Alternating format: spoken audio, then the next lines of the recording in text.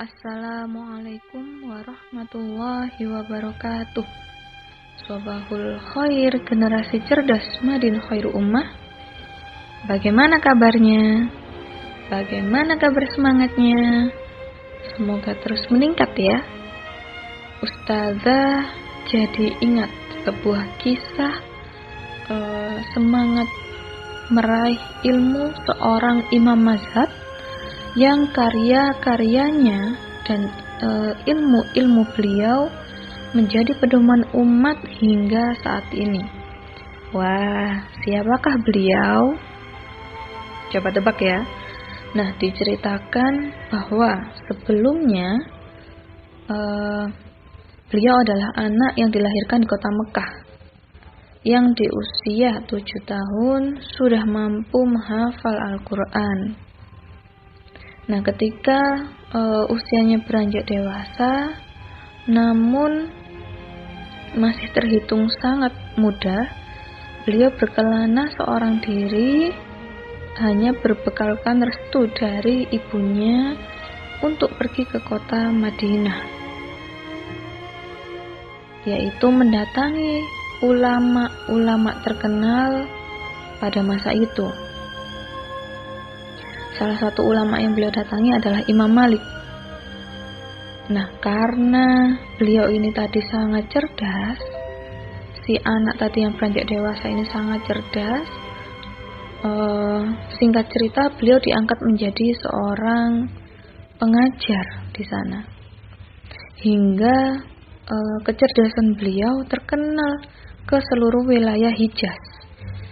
Ratusan orang berbondong-bondong untuk berguru ke beliau. Namun bukan tanpa perjuangan semua hal tersebut dilakukan. Beliau menempuh waktu belajarnya dengan semangat dan juga menahan rindu terhadap ibunya. Karena mereka harus tinggal terpisah pada saat itu. Bahkan ibunya pun tidak tahu jika anaknya sudah menjadi ulama besar pada masa itu, karena memang saat itu masih minim teknologi dan saking lamanya mereka tidak bertemu. Tapi mereka sama-sama ikhlas demi meraih ridho di jalan Allah untuk terpisah di sementara waktu. Kemudian suatu ketika beliau mendapatkan kabar jika ibunya meminta beliau untuk pulang. Nah, ketika beliau hendak pulang ke kota Mekah, kota kelahirannya, beliau diberikan banyak sekali harta benda bekal dari masyarakat yang berguru, yang sangat menghormati beliau, yang merasa sangat merasakan manfaat ilmu yang didapatkan dari beliau ini tadi. Nah, di tengah perjalanan beliau memerintahkan salah satu atau seorang pengawal untuk menginformasikan kepada ibundanya. Kemudian ibundanya bertanya, "Dengan apa anakku ke sini?" Kemudian disampaikan oleh pengawal tadi dengan harapan ibunya akan bangga. "Anakmu ke sini membawa harta benda yang sangat banyak sekali dengan ratusan ekor unta." Wah, bagaimana kira-kira respon ibunya? Respon ibunya sangat marah.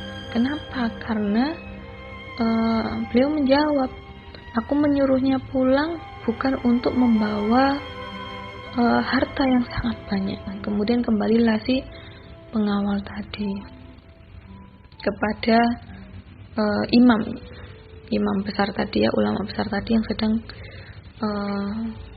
perjalanan menuju ke rumahnya. Dan pengawal tadi menceritakan apa yang sudah disampaikan oleh ibunya kepada imam tersebut.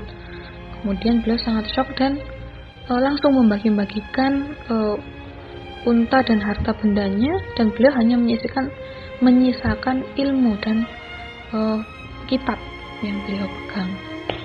Nah, kemudian sampai di situ barulah si ibu tadi mau menemui anaknya, begitu. Nah, dari kisah beliau tadi, kira-kira siapa? Ya, beliau adalah Imam Syafi'i, di mana Imam Syafi'i dan ibunya sama-sama ikhlas dan ridho untuk berpisah demi mendapatkan ridho di jalan Allah. Begitu. Bahkan di awal keberangkatannya pun Imam Syafi'i berkelana menuntut ilmu hanya dengan sedikit harta, melewati ratusan kilometer jalanan yang gersang, sangat panas dan juga jauh gitu. Nah, ini luar biasa kalau kita lihat semangat dari yang dimiliki oleh Imam Syafi'i. Dan beliau sangat mendengarkan apa kata ibunya. Nah, begitu. Jadi harapannya anak-anak juga memiliki semangat yang luar biasa untuk menuntut ilmu di kondisi apapun itu. Kalau tadi Imam Syafi'i harus menempuh perjalanan yang sangat jauh, maka kalau sekarang anak-anak tinggal serius begitu ya, mendengarkan materi dan juga mencatat, karena Imam Syafi'i yang menyampaikan bahwasannya untuk mengikat sebuah ilmu maka ikatlah dengan cara mencatat. Nah, langsung saja kita lanjutkan materi di pekan lalu. Nah, masih ingat pekan lalu kita membahas tentang apa, anak-anak? Yap, benar sekali. Pekan lalu kita belajar sains, membahas tentang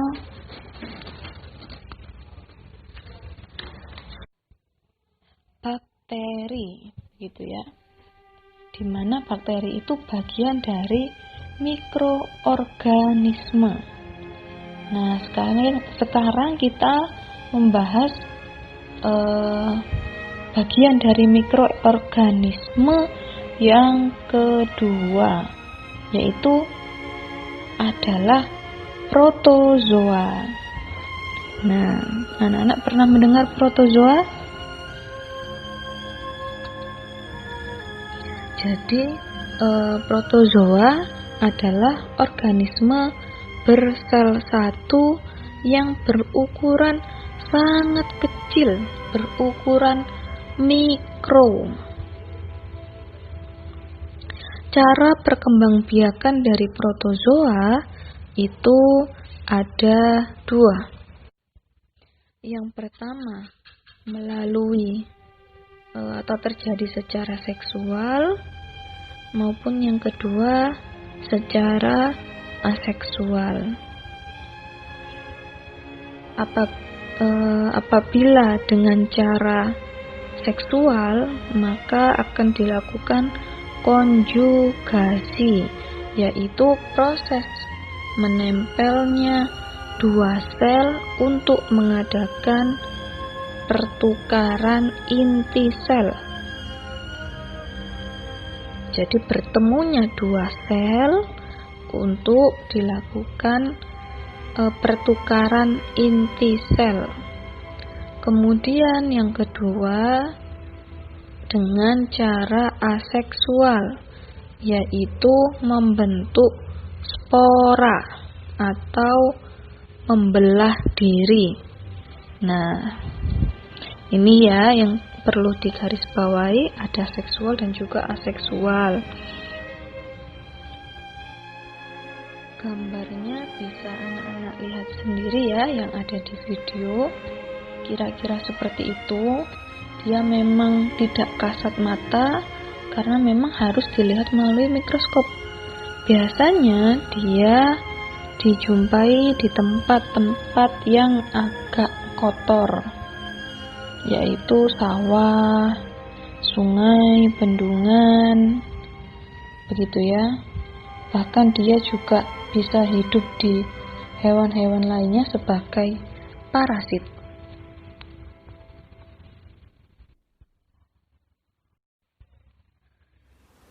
Kemudian mikroorganisme yang ketiga adalah jamur. Nah, dalam bahasa Inggris, jamur dikenal atau disebut dengan sebutan mushroom. Jadi, jamur adalah tumbuhan rumah atau tumbuhan yang membutuhkan rumah atau tempat sebagai tempat untuk berlindungnya. Jamur itu bersifat saprofit, yaitu hidup pada bahan-bahan organik yang telah mati. Jadi bentuknya seperti payung dan bawahnya berbentuk bilah yang merupakan organ untuk reproduksinya. Jamur dikatakan sebagai organisme heterotrof karena ia tidak dapat menghasilkan makanan sendiri. Nah, sehingga menyebabkan hidupnya itu sangat bergantung kepada makhluk hidup atau organisme yang lain. Macam-macam jamur itu sangat banyak ya nak. Insya Allah anak-anak pernah tahu ada yang beracun, ada yang tidak beracun. Tentunya yang beracun tidak bisa dimakan. Yang tidak beracun itu yang bisa kita konsumsi, begitu ya. Contohnya jamur-jamur itu ada jamur kuping, jamur shiitake, jamur merang, jamur tiram, dan masih banyak lagi. Nah, itu dulu kita hari ini belajar dua bagian dari mikroorganisme. Nah, tetap semangat ya. Gambarnya ada di video-video yang Ustazah tampilkan. Jadi sebagaimana Imam Syafi'i tadi, beliau sangat semangat meraih ilmu hingga ke negeri seberang. Maka siapa sih yang tidak ingin menjadi generasinya Imam Syafi'i? Insya Allah semua dari kita ingin menjadi generasi Imam Syafi'i yang cerdas dalam ilmu-ilmu duniawi maupun ilmu-ilmu akhirat, yang kemudian dapat bermanfaat terhadap orang banyak. Ya, sekian. Wassalamualaikum warahmatullahi wabarakatuh.